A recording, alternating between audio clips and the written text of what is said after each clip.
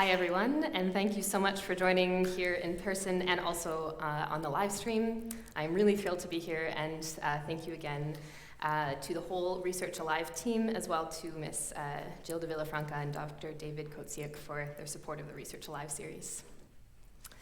So today, we will be exploring the dancer-musician relationship between swing dancers and swing musicians, but I'd like to start by inviting you to close your eyes and imagine a scene. You find yourself in a jazz bar. There's a whole jazz band on stage. We've got trumpets, trombones, saxophonists, the whole works, and they start in with a tune. The trumpeter takes the lead on the melody, and then someone from the audience gets up and starts dancing. They're listening to what the trumpet is playing, they're moving along to it, and then another dancer from the audience jumps up, and they start to dance in partnership. The band switches over to solos, and we hear the pianist's fingers fly across the keys as the energy level comes down, and the dancers' movements also become smoother, more subtle. Then the whole band comes in for one last final chorus as the dancers' movements become even more exuberant, and they come home for one final chorus together. You can open your eyes.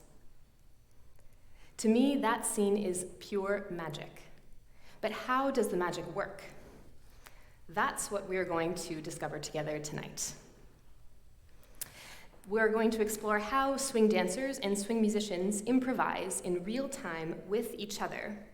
We'll investigate what are some of these crucial components to make the communication happen, and what are some of the strategies that musicians and dancers use.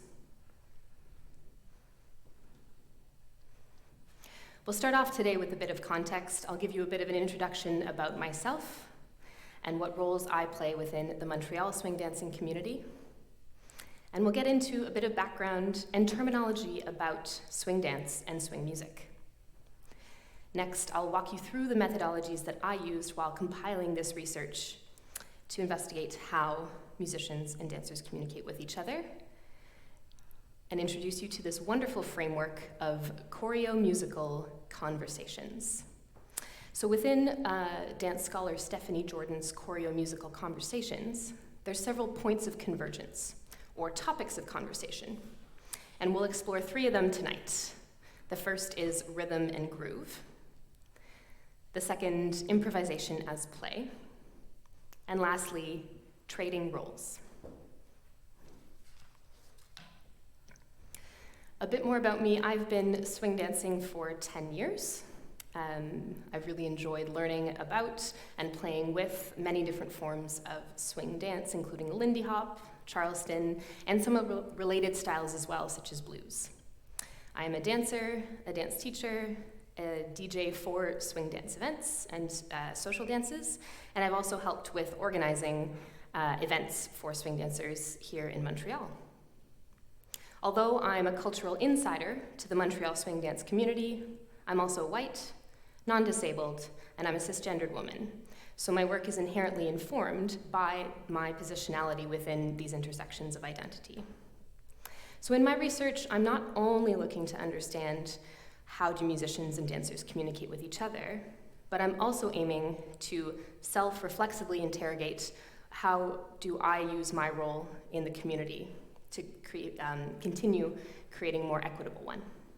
So I'm prioritizing the values of Black vernacular culture in my teaching practice when I'm in a position as a gatekeeper, and I'm learning about the politics of appropriation. Cultural appropriation is a big topic within swing dance, but it's not our main focus for today. So you'll see it come up a couple of times referenced in passing, but if you're interested, I'm happy to speak more about it in the Q&A section. So at a very general level, here's what some of the characteristics that define swing music and swing dance.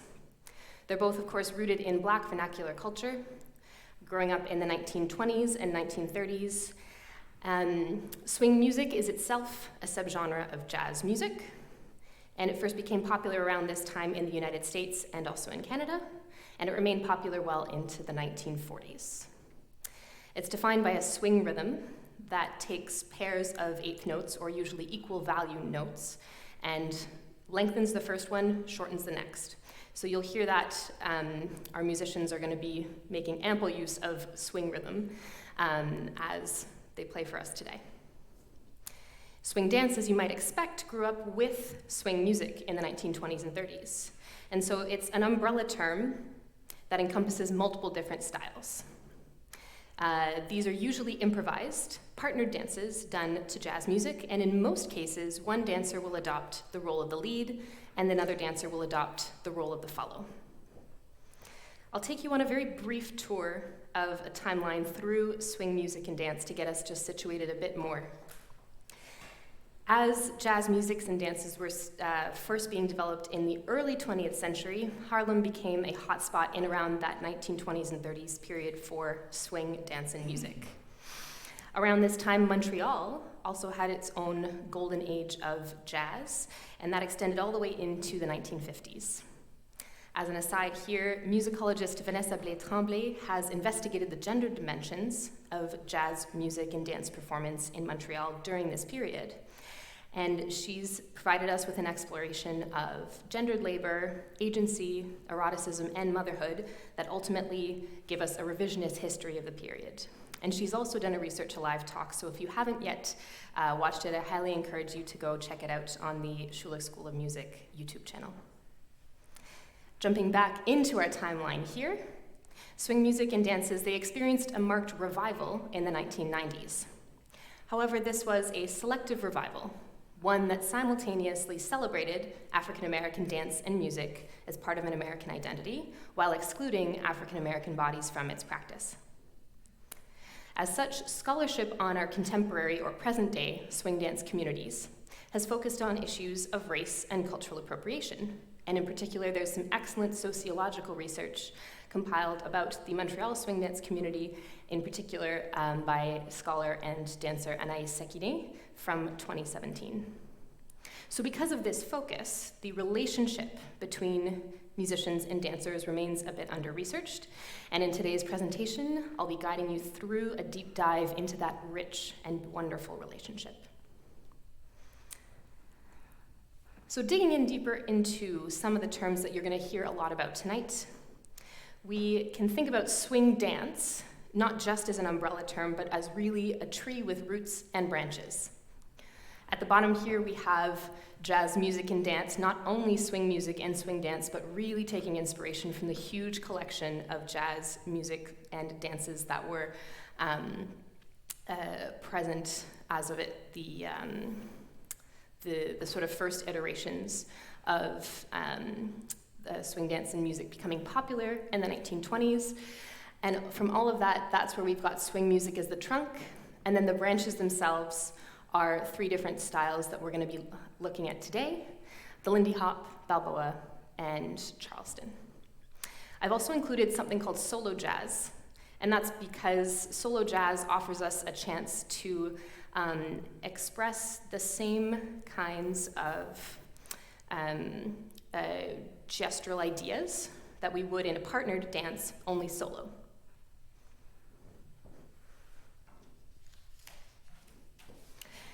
So each of these three styles might seem a little abstract, so I'm going to invite our dancers and musicians up to the stage to give us a short demo of each. So please join me in welcoming our musicians and dancers for the night: Megan Sidia, Alain Wong, Colin Perry, J.S. Leblanc, Emily Estrella, and Peter Mika.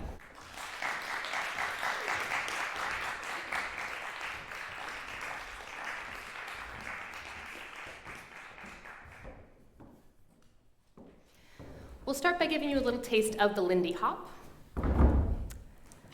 And we'll dance this to maybe a slower tempo, a piece with a slower tempo kind of feel.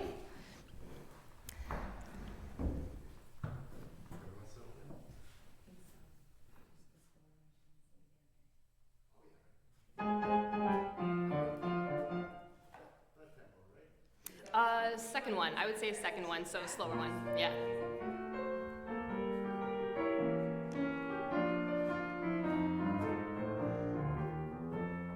The dew is hanging diamonds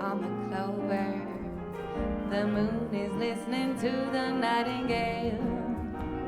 And love is at its height, enchanting us tonight, just like a Louisiana fairy tale. The breeze is softly singing through the willows as hand in hand we'll walk along the trail. The world is at our feet, the picture is complete, like a Louisiana fairy tale.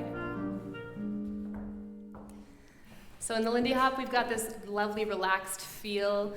They've got a bounce that's giving them a rhythmic connection. And we can do the Lindy Hop at many different tempos, but it does work quite well at this sort of slower tempo, and we can explore things like stretch. Let's move now to the Charleston. And our final piece will be a great tune for that. Take it away.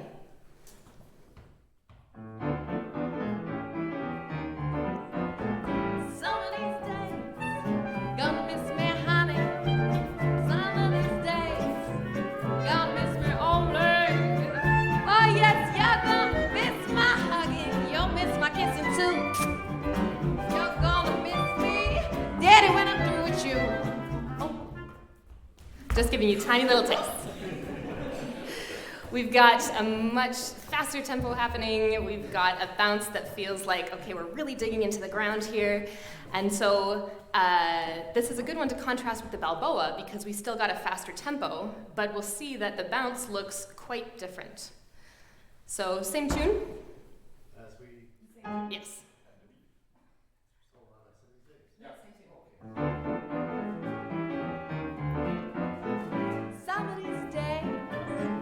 Gonna miss me, honey, for some of these days. You're gonna miss me only.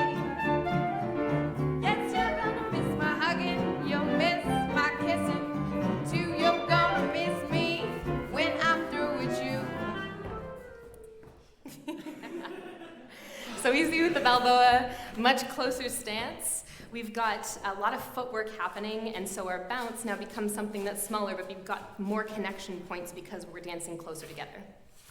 Thank you so much. We'll have you back on stage very soon, but please give our dancers and musicians a round of applause for our first demos.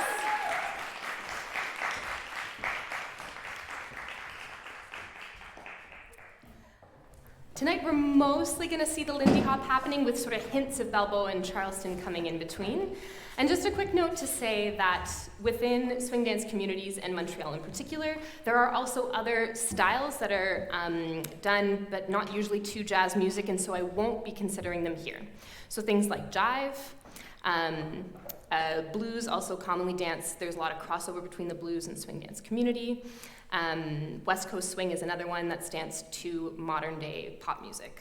So part of the experience of dancing swing, but not ones I'll be considering here tonight. And lastly, when I'm speaking about a social dance, this is what a social dance can look like. So we've got a live band on one side here, and then dancers filling the floor because it's a great band. Everybody's excited to dance. And people are improvising in real time, using whatever space they've got to explore any possibilities with their partners. And social dances will usually go on for maybe 3 or 4 hours.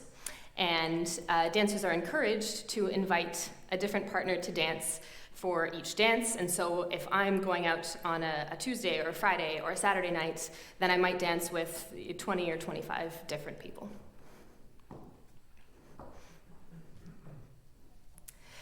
To investigate this central question of how do musicians and dancers communicate, I mobilized 3 forms of research. First, of course, using existing scholarship. There exists a wonderful body of scholarship on both the swing dancing that was happening and swing music that was being made in the original 1920s, 30s era, as well as the sort of 1990s time period. I also used autoethnography, and this was a really conscious choice to highlight my own embodied experience and bring that to the forefront of the discussion and be able to complement some of what's written in the scholarship with my own experience. And lastly, I also conducted an ethnography. I conducted semi-structured interviews with 6 people who are actively dancing and either DJing or playing music, singing in Montreal. And over the course of 2 months in 2019, I interviewed them. We sat down over tea and coffee, and I was really interested to get their perspective as people who've had this dual perspective, both as dancers and as musicians or DJs. And a quick note here to say that I include DJs in the conversation because in a lot of the 21st century dance spaces, it's the DJs who are going to be providing us with our musical palette. We're not always lucky to have a live band with us. So the DJs, they are going to provide a customized musical palette upon which dancers will take inspiration from. I would like to introduce you to these 6 informants. They've allowed me to use their names and photos, and so you'll hear them referenced in tonight's presentation. On the left, we have Daniel Repsch, Lindy Hopper, blues dancer and DJ, and teacher as well. Edith Hazel, in the bottom left-hand corner here, is a vocalist, band leader, and swing dancer. Sky Laidman in the middle, saxophonist, dancer, dance teacher, community organizer. Megan Gilmore on the far right here, a swing dancer, DJ, and also a co-owner of one of the Montreal studios, and also does a lot of community organizing and event organizing. Up at the top right-hand corner, we have Gabrielle Kern, who's also in the audience with us tonight. A blues dancer, DJ, teacher, and also organizer. And then finally, in the middle here, we have Emily Estrella, who you just saw on stage, and so she is part of our band for us tonight. Band leader, singer, and dancer.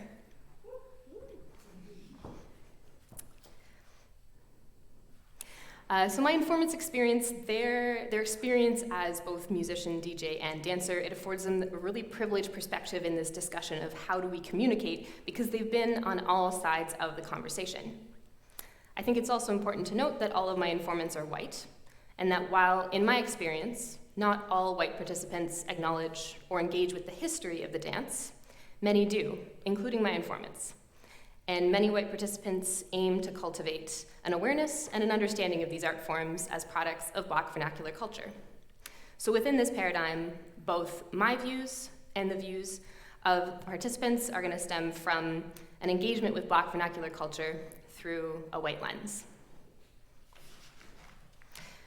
One of the key questions that I asked my informants was, how do you explain the dance roles that we saw Megan and Alain demonstrate up here, the roles of lead and follow, to your students, to someone who's never seen swing dance? How do you describe what a lead does, what a follow does? And several of my informants said, well, there's not just one way to define them, and our definitions have changed over time. 3 of them in particular had sort of parallel definitions that were just using slightly different analogies. Gabrielle Kern mentioned that, well, the leader decides where the partnership is going, and the follow decides how they're going to get there. Dan Repsch noted that leads are people that change and initiate directions, and follows are people that are adding momentum to those directions. And finally, Skylar Laidman described it as leads are navigating and follows are driving. Notably, none of their definitions explicitly connected lead and follow with gendered language or a power differential, but rather with movement and direction. So let's dive into our main framework for tonight. This is dance scholar Stephanie Jordan's Choreomusical Conversations. The idea of choreomusicology is quite literally the study of how musicians or the relationship between musicians and dancers. And this is not limited to swing or jazz musicians and dancers. This can apply in many other dance and music settings. So what Stephanie Jordan is offering us is a framework that positions the dancers and musician in conversation or in dialogue with each other. She describes the framework as a theory of dynamic interaction. So the music and the dance, they don't stay static, they change in response to each other. And the framework also acknowledges that this conversation between musician and dancer goes both ways. So yes, dancers can take inspiration from musicians, and musicians can also take inspiration from dancers. The framework counters a sort of separatist approach that silos music and dance and emphasizes the shared roots of both practices in the body. And the starting point for using this framework is finding a point of common ground, a point of convergence, so our topics of conversation. And then we can work from these common topics to uncover a detailed understanding of how the conversations play out. So for example, if we imagine that a dancing couple is improvising the Lindy Hop with a live band, then our dancers and musicians, they are all engaging in a choreomusical conversation at the same time. Musicologist and jazz historian, Dr. Christy J. Wells, illustrates how this choreomusical conversation played out historically. In their work investigating the relationship between band leader Chick Webb and what Wells describes as Chick Webb's dancing audience, Wells characterizes the relationship between musicians and dancers as, quote, a symbiotic conversation where dancers and musicians fed from each other's virtuosity and created a common kinesthetic language, end quote. So this common kinesthetic language that was expressed for dancers through movement, visually, and for musicians through music, orally. Here, Wells illustrates this co-creative and reciprocal relationships between the band and the dancers beautifully.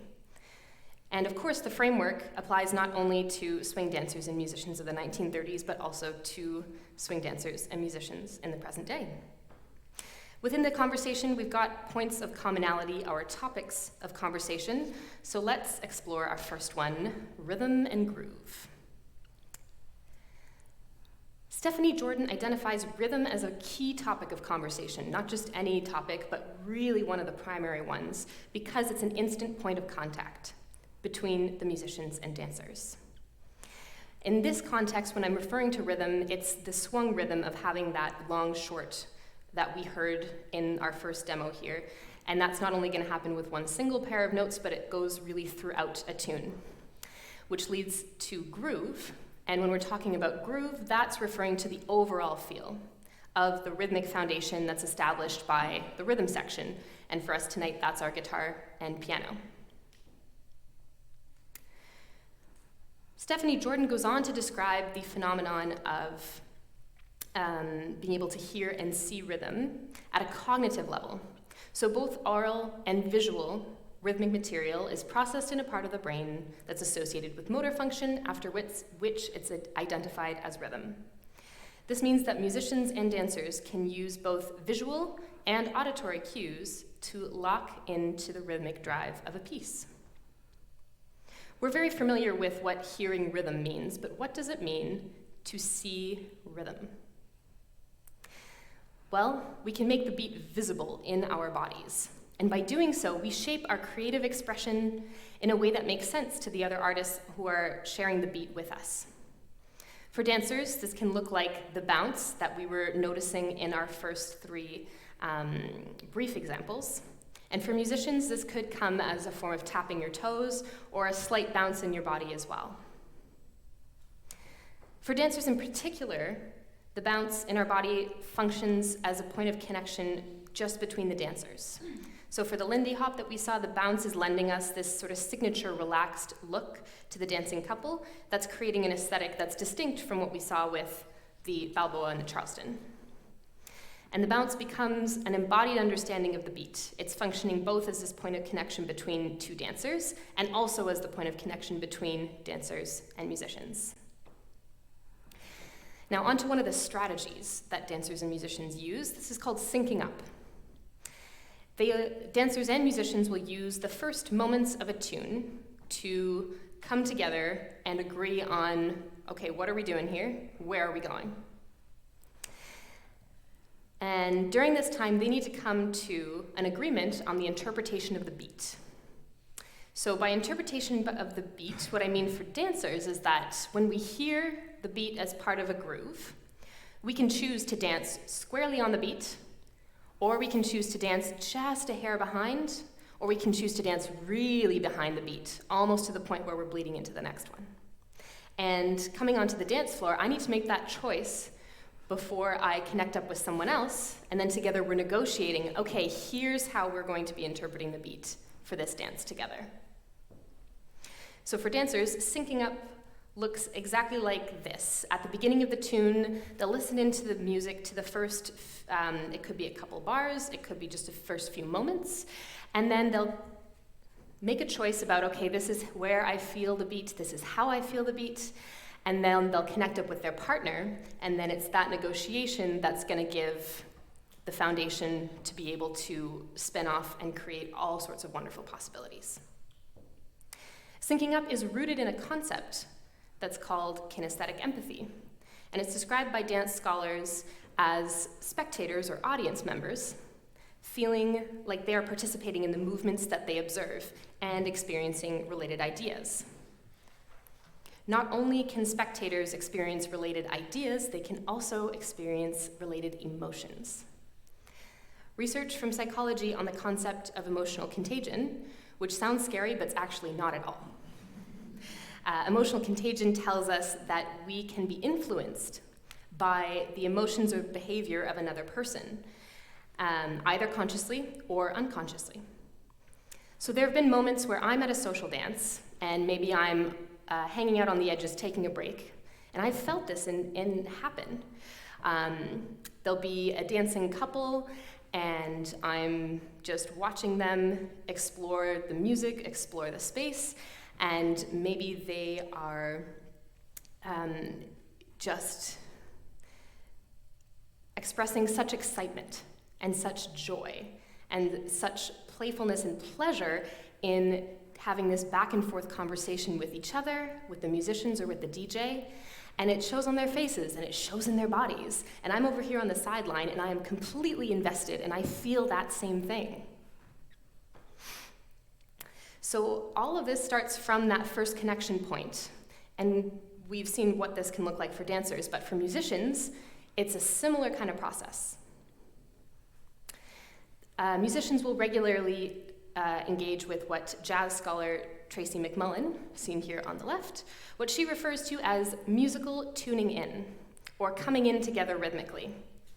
And when you've got a rhythm section and then a whole band that's coming in together rhythmically, that's going to create really favorable foundations for other musicians or for dancers to be able to solo off of, right? If you've got a really coherent foundation and a really consistent groove, then you're going to be able to understand what's happening and then make choices that deviate from there. Scholars Dee Reynolds and Matthew Reason also note that musicians can use this process of musical tuning in to align their emotional states.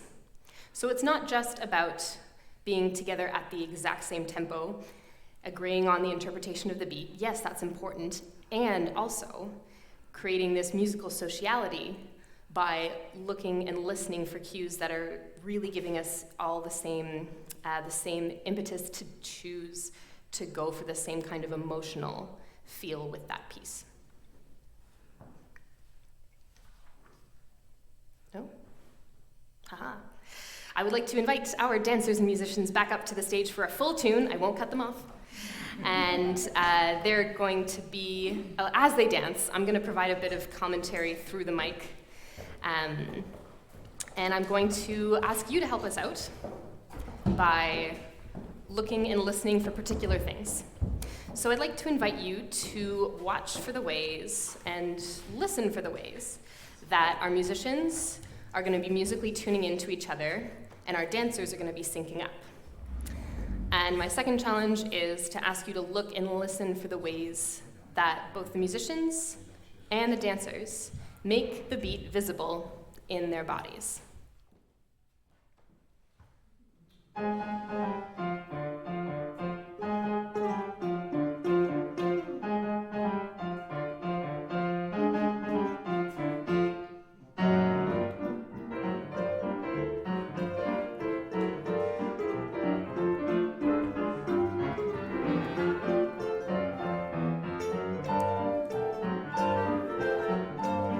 Dancers are taking their time to connect.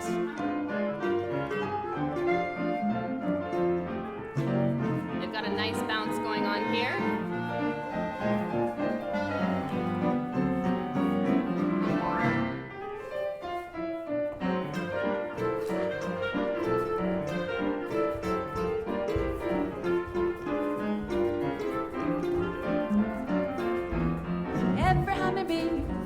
with jealousy when they see you out with me. I don't blame them, goodness knows. You're my honeysuckle rose. And when you're passing by, all the flowers droop and sigh. And I know the reason why you're much sweeter, goodness knows. Said no, I don't buy that. Sugar, you just had to touch my cup. It's my sugar, so sweet when you stir it up on the avenue. All the people look at you, and I know just why they do. Your perfection, goodness knows.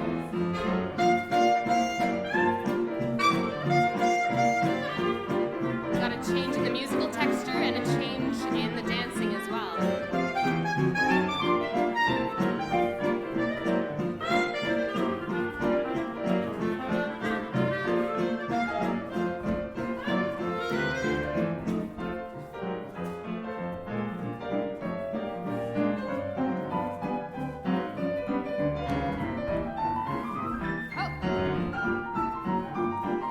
Marking the end of the phrase.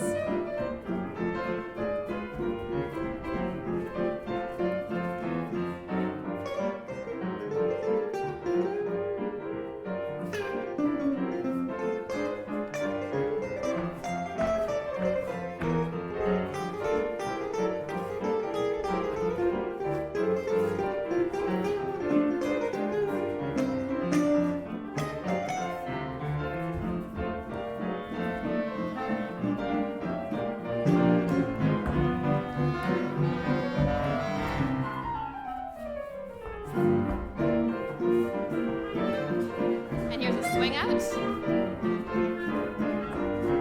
And another one. And a third. Every honeybee fills with jealousy when they see you with me. I don't blame them, goodness knows. You're my honeysuckle rose. And when you're passing by, all the flowers droop and sigh. And I know the reason why. You're much sweeter, goodness knows. I said no, I don't buy that. Sugar, you just had to touch my cup. And that's my sugar, so sweet, the way you stir it up and all the avenue. All the people look at you and I know just why they do. Your perfection, goodness knows.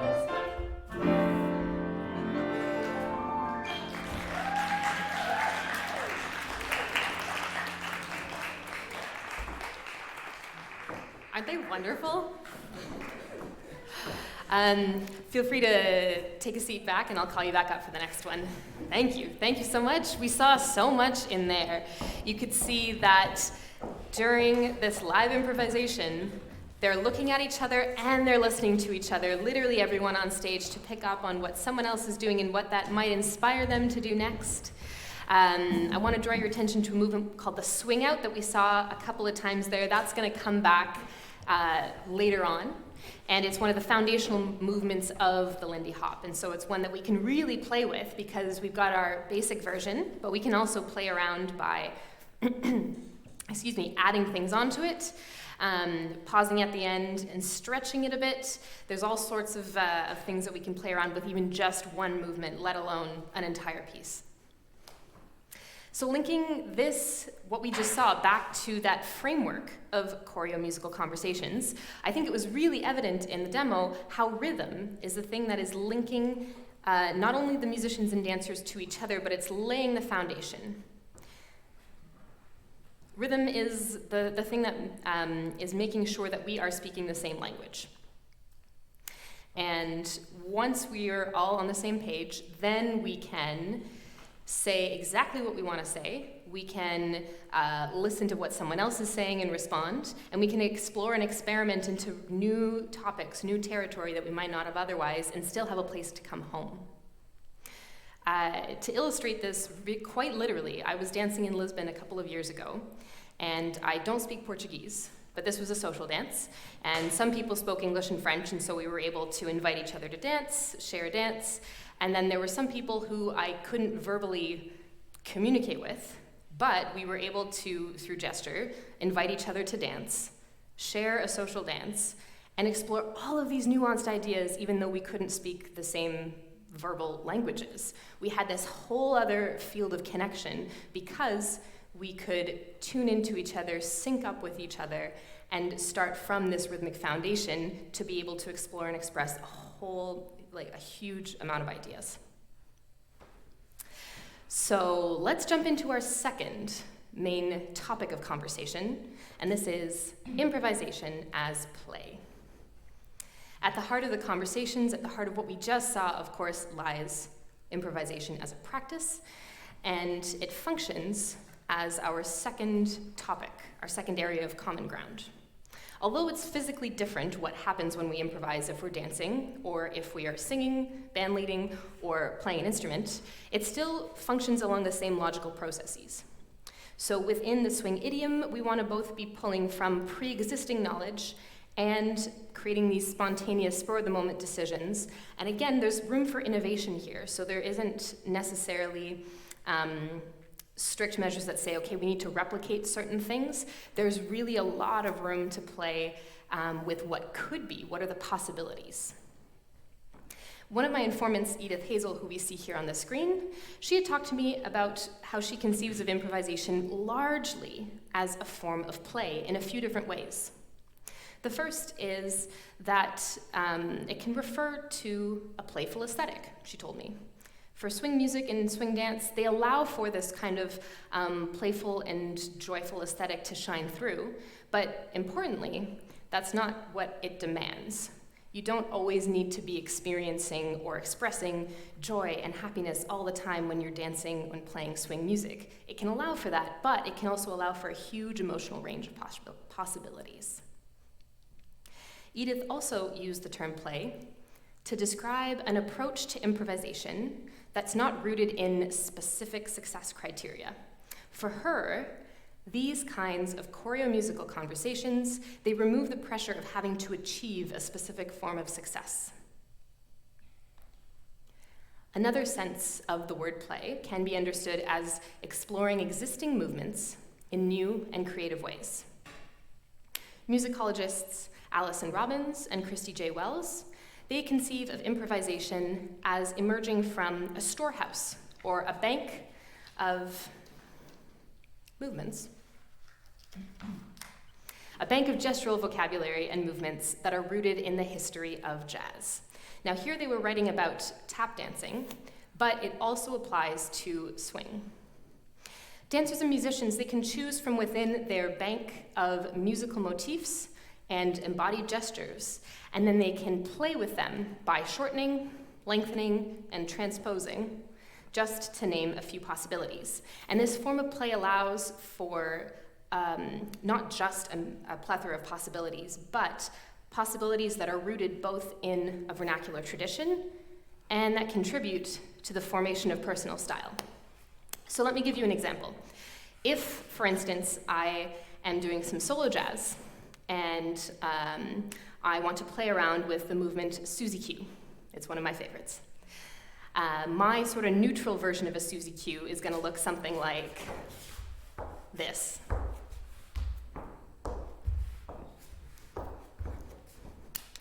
We can play with this by shortening and then repeating. We can go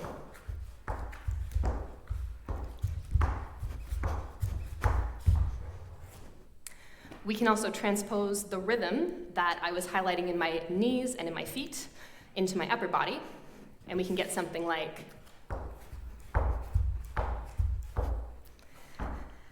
so just one sort of basic movement can really grow, it can expand, it can come much tighter in as well. And then the effect is only magnified when we're stringing many of these together and when we're doing them in conversation with a partner. Another aspect of improvisation as play is being tactful about choosing when in a piece to perform a particular musical motif or a particular movement. Now, for soloists, if we have to play the melody, then particular motifs are going to come back, but we can choose when in a solo we want to explore particular motifs. For dancers, we have a tiny bit more freedom. We can choose to reserve certain movements for certain parts of a piece. We can assign significance to these motifs or movements when we're using them at strategic moments. So for instance, the swing out that we saw Megan and Alain do a few times here, this is one of our foundational movements, but we can choose to reserve it for just particular moments instead of using it throughout. I asked my informants, what are the kind of musical cues that for you would incite a swing out? And almost all of them agreed on listening for a structural climactic point in the music. Something like the last chorus of a piece after a solo section. Now, the moments before a final chorus are key to its success. Having a gradual build-up at the end of a solo section provides dancers with a kind of musical foreshadowing. It's letting them know that a dramatic change is happening. We're building here. We're building to something big. And this shift in energy that, as Edith Hazel described it, is a here's the party moment. As dancers, we can mark that. We can mark that by using a swing out, reserving it just until the final chorus. And in doing so, the swing out takes on new meaning. It becomes associated with the feeling of coming home at the end of a tune. Rhythm is again a vehicle through which dancers and musicians can enter into this improvisation with a sense of play. And here I'd like to touch on a very specific one, and that is stretching time. As we saw our musicians and dancers demo earlier, they aim to keep time when they're entering into the conversation. When they've got the groove, that means they are keeping time. But keeping time doesn't just mean counting beats at a consistent tempo. It means that you're keeping that shared rhythmic foundation in your body, and you're looking for it in the other people that you're improvising with as well. So once we're all keeping time together, then we can play with the expectations. And we can use rhythm to shape what we're saying. So dancers and musicians, we're not limited to responding to rhythmic structure in expected ways. We can choose to reify it, or we can choose to subvert it. So for instance, we can communicate concepts such as tension and release. If it's expected that I'm doing a basic Lindy hop step that goes a-shoop, ba-hop, a-shoop, ba-hop, I can choose to stretch at a particular moment to get us back into, to give us that tension of that feeling of tension and release. I'll do that once more. You got a-shoop. If it's expected, I'll just repeat the same thing. I can choose to stretch time.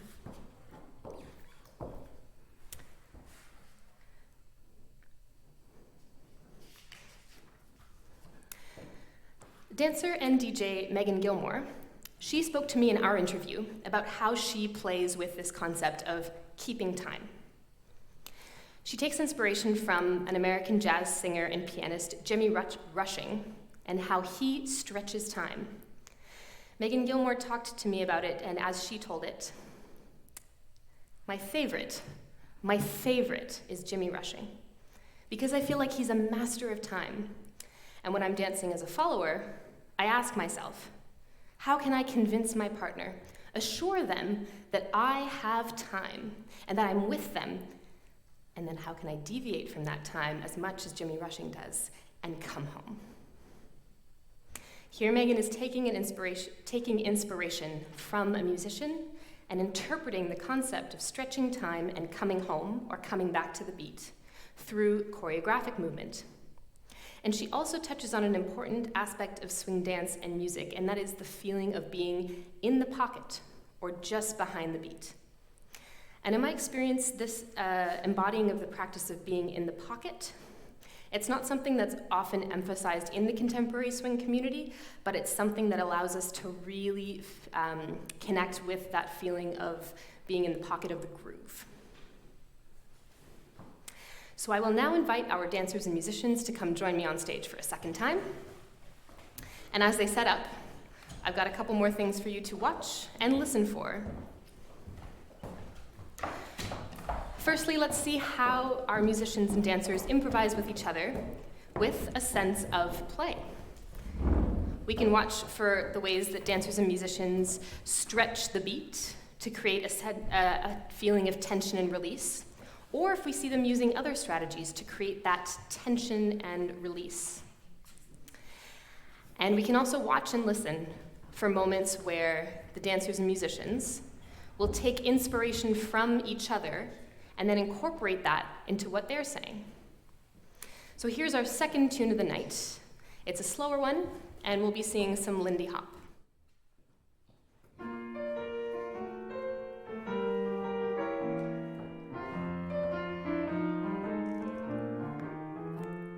The dew is hanging diamonds on the clover. The moon is listening to the nightingale. And love is at its height, enchanting us tonight like a Louisiana fairy tale. The breeze is softly singing through the willow as hand in hand we walk along the trail. The world is at our feet, the picture is complete like a Louisiana fairy tale. Say, is this real? This fascination? Are my arms holding you fast? Or can we both feel this sensation? Or is this heaven at last? So keep dreaming with your head on my shoulders and don't awake until the stars grow pale. While we're lost in dreams, a world around us seems just like a Louisiana fairy tale.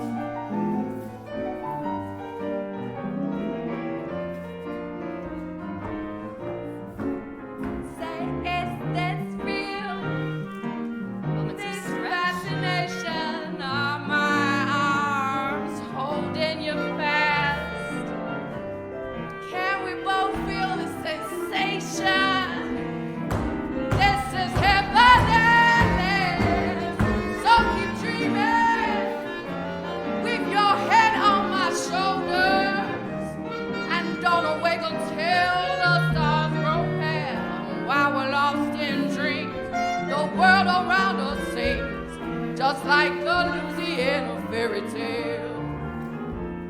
And while we're lost in dreams, the world around us seems just like a Louisiana fairy tale.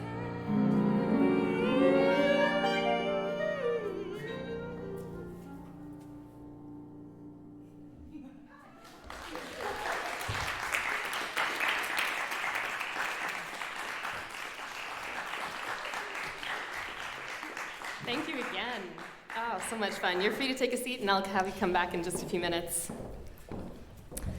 We saw a lot of moments of stretching time in there from the musicians, from the dancers, and there were a couple of moments where the dancers and musicians, you could tell that they were taking something that they saw or they heard and then reinterpreting it their own way. I personally really like dancing to stuff at a slow tempo, kind of like this, because it gives you a lot of room to play in terms of time. If our beat is a bit slower, then there's a whole lot that we can do between the first and second beat of a bar. Our final topic for tonight, our final topic of conversation, that is trading roles. So for musicians and dancers, there's a technique or a strategy called trading fours, and it passes the spotlight between two or sometimes more players. So here's an example. During a solo section of a tune, we might have a trumpet start off a phrase and continue for the first half of the phrase. And then a trombonist takes over and finishes the phrase. And then it goes back to the trumpet for the beginning of the next phrase, and they swap after 4 bars, and they're entering into a direct call and response with each other. Dancers can also adopt a similar approach. So for instance, while still in a partnership, a lead might choose to perform some footwork stylings while the follow holds time, and then they might swap. The lead will keep time while the follow interprets some stylistic or sort of ornamental additions onto the ideas at the base level that they were already playing with. This practice of trading fours, or we can extend it into 8s, or we can shorten it into 2s. But this practice of trading back and forth, it only works when all the participants are engaged and they're aware of their function in the moment. Either I'm the lead player, I'm the featured player here, or I'm the supporting artist. And so this process of trading fours, we see this communicative collaboration very, very clearly. And it can serve as an excellent moment for musicians and dancers to communicate really nuanced ideas, because they know that there's going to be a lot of listening happening while they're taking space, and then someone will be able to build off of what they've said. This process of trading fours, it not only occurs just between band members or just between dancers, but of course, it can happen between a band and dancers.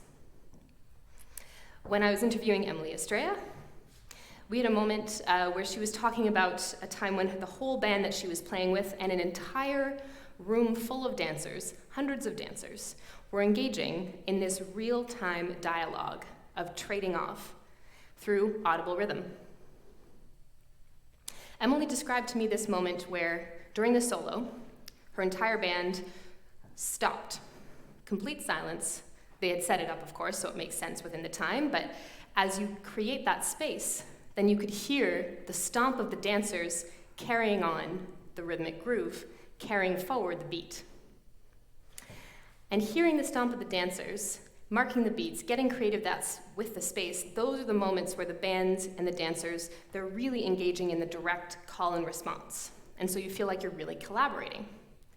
And this experience, it resonated really strongly with my own experience of dancing to a really good band. They'll sort of pass the mic, if you will, to a whole floor of dancers for just a couple of moments, and then pass it back, and we'll have a moment of trading before coming into a finale chorus, for instance. And Emily and I are not alone in experiencing this phenomenon.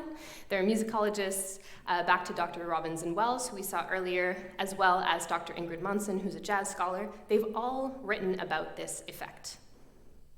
The listening that's required to execute a strong call and response that allows for the inspiration to flow not only from the bandstand to the dancers, but from the dancers to the bandstand as well. And in these moments, musicians are afforded a bit of additional space to be able to watch and listen for what's happening on the dance floor, and then they can draw inspiration from what they see and hear. Dance scholar Thomas de France describes this collective process as one that, quote, embraces an inclusionary aesthetic of creativity and invention, end quote. So we're taking what we see and we hear, and then we're building on it through our chosen medium, music or dance, and it's truly a form of social creativity that invites and celebrates not only tradition, but also innovation. Within a social dance, dancers often keep the same role, either lead or follow, throughout. However, they also have the option to switch. Switch dancing is a fluid interpretation of the roles of lead and follow, where both partners will switch roles throughout the dance. There aren't pre-prescribed places where you have to switch. It's up to the two dancers in the moment to decide who is leading, who's following, and when do they want to switch. The switches, they're often subtle, and the skill of switching roles in creative and clever ways is revered and encouraged. And it's relatively new in the history of swing dance to gain a lot of popularity, but it's gained popularity particularly in queer swing communities, both for its dual emphasis on leading and following, and for its rejection of gendered associations with dance roles. All 6 of my informants, Dan, Gabrielle, Skylar, Megan, Edith, and Emily, talked to me about dancing more than one role, and many of them had decided that at some points, or had tried out switch dancing at certain points. And the same goes for myself. I dance both roles, and depending on the tune, I'll enjoy doing switch dancing. When I asked my informants, how do you choose which role you want to dance? Gabrielle, Skylar, and Megan referenced the music, the mood, and their comfort level with dancing a particular role at a particular speed and dance style. So for instance, Balboa we know is well suited to faster swing tunes, but the Lindy Hop can be quite flexible at a variety of speeds, including much slower ones. So if someone is more comfortable as a lead, they want to try switch dancing, but they're not really experienced as a follow, they might choose to try switch dancing or choose to follow the Lindy Hop at a slower speed to start out. 2 of the appealing aspects of switch dancing that Edith, Megan, and Gabrielle identified in our conversations were first, its inherently playful nature that can add to the expressive qualities of the dance. And connecting back to our earlier discussion of improvisation as play, switch dancing offers us an additional structural level of a variable that we can play with. Edith, Megan, and Gabrielle also pointed to a second reason, and that's that it promotes clever switches in this skillful and seamless way. Transitioning from one dance role to another requires strong connection and communication with a dance partner, and often you've only got a couple of seconds to make that switch. So participating in the overall choreomusical conversation with the added complexity of switching roles throughout, that can be a really exciting challenge for dancers. Watching a dancing couple engaging in switch dancing, it provides us with a visual and kinesthetic representation of the choreomusical conversation taking place. So for instance, I can choose to start to enter into a switch dance and choose to start as a follow, and then take the lead at a really obvious turning point at the music. Maybe it's the B section. If we've had a lot of repetitions of the melody, this is the first time we hear a contrasting tune, and I decide this is the time where I'm going to switch roles to highlight that switch in structural level at the music. I could also choose to switch roles at a less obvious point in the music. Maybe I hear a change in instrumentation. The melody is passed from the trumpet over to the saxophone, and I want to mark that change in instrumentation, and that's the reason that compels me to switch. Within the heteronormative expectations of gendered dance roles that still exist in a lot of communities, but definitely not all, switch dancing can be mobilized as a strategy for queering the dance itself. And again, many but not all spaces maintain gendered association with dance roles along heteronormative and binary divisions. So men should lead, women should follow, and that's the end of the story. But the degree to which those assumptions are enforced, it differs greatly between different communities, and moreover, there's there's evidence to suggest that queer and non-binary dancers have participated in swing dance actively since its first inception in the 20s and 30s. So if we take it that within the contemporary swing dance community, a lot of these gendered assumptions still remain present, to which degree it's going to depend, but if we take it that they're still there in a lot of spaces, then we can queer the expectation of having a man lead and a woman follow, and that be the end of the story. Now, when I say queer as a verb, this means going against the norm. So switch dancing is queering the gendered expectation of who will lead and who will follow by removing any gendered expectations gendered associations with dance roles completely. So knowing this, queer dancers can use switch dance as a tool to negotiate more space for themselves within many still largely heteronormative swing dance communities. And it's the dynamic quality of the dance roles that allows for this wonderful possibility. I'm going to invite our dancers and musicians up for one final tune. And audience members, your tasks this time are to look for moments and listen for moments where our dancers and musicians are trading either fours, maybe eights, maybe twos, who knows. And thinking back to our discussion on the swing out and how effective it can be to use to mark the final chorus and that feeling of coming home, I'll invite you to watch and listen for a gradual build-up into the final chorus, and then let's see what our dancers and musicians choose to do when we get there.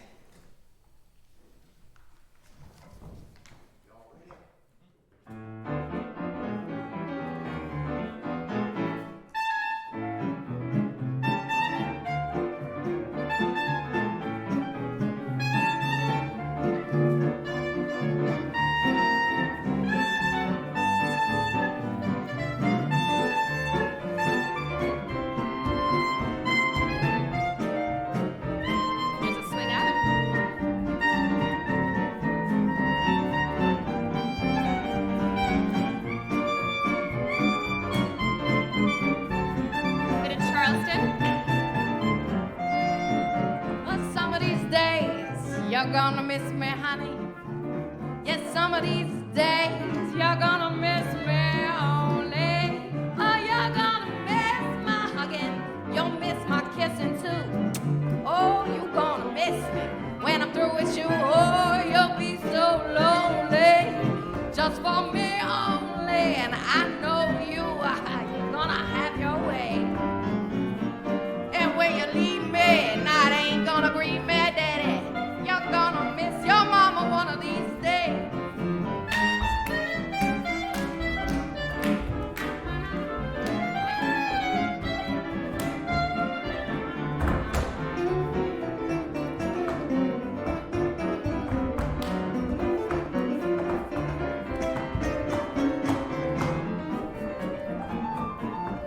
And more Charleston.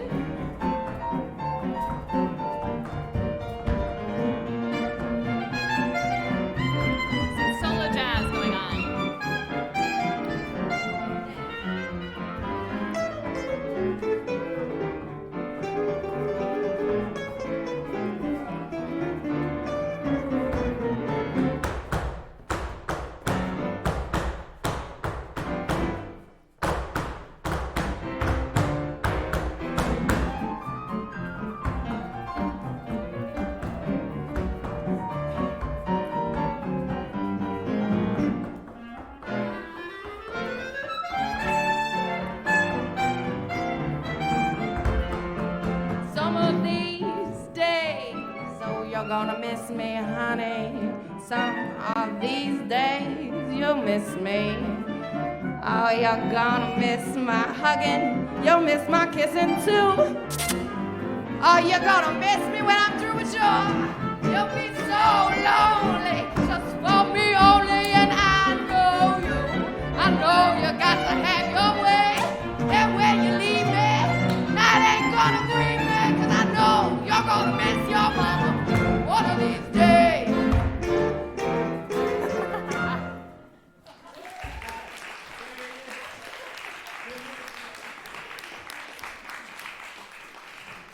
Please give another round of applause to our wonderful musicians and dancers here today with us. Colin, Emily, Peter, Jean-Sébastien, Megan, and Alain.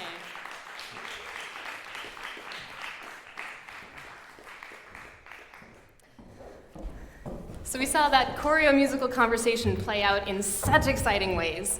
We had different instrumentalists taking the lead. We had Emily taking the lead not only as a vocalist, but also with her shoes.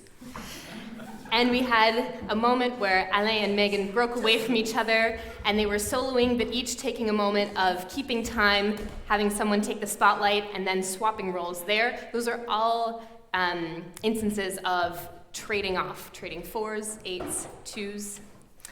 And we saw just an explosion of wonderful, wonderful improvisations from both sides, and you can see how fluid it is as well. That there's not necessarily a point where, okay, it's time for us to do this or do that specifically, but there can be really tiny moments of deciding, here's where we're gonna go next. Yeah, okay, we're gonna go, and then they're off. To close out our exploration today, I would like to offer you one final metaphor. And that's the metaphor of the swing out as a metaphor for the whole relationship between dancer and musician. We've seen a lot of swing outs on stage tonight. It's that exhilarating movement where a lead and follow will come together to build momentum, and then the follow will be propelled forward, swinging out into any direction. Both leads and follows can add their own stylings, their own ideas, their own sense of direction and movement to a particular extent, and in this swing out. And they can also, it relies on having trust with your partner. For me, the swing out itself is a metaphor for the dynamic and reciprocal relationship between musicians and dancers. The swing out requires both partners to listen and to lean into each other while simultaneously asserting their own creative ideas into the conversation.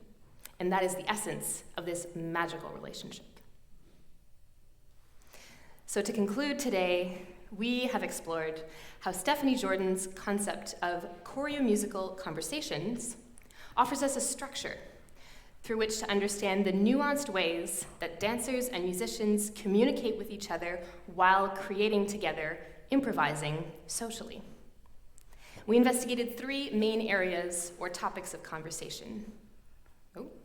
First, we identified rhythm as the most immediate point of contact that provides us a foundational base off of which we can all jump and incorporate our own ideas.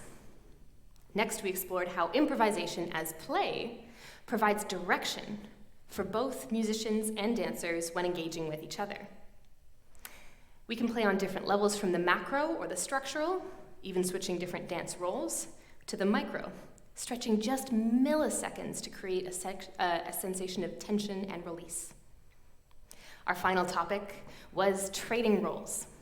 And we looked at the practice of trading 4s, 2s, 8s, trading off for musicians and dancers to volley between melody and accompaniment, and trading dance roles, the possibilities that switch dance offers us to subvert the expectation.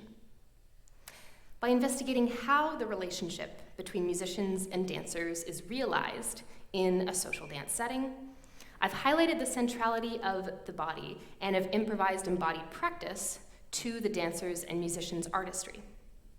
Together, Emily, Peter, Jean-Sébastien, Colin, Alain, Megan, and I, we've let you in on the secrets the dancers and musicians use to craft their extraordinary exchanges.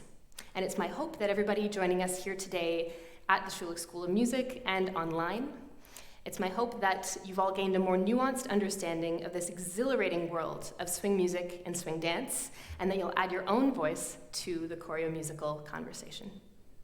Thank you so much.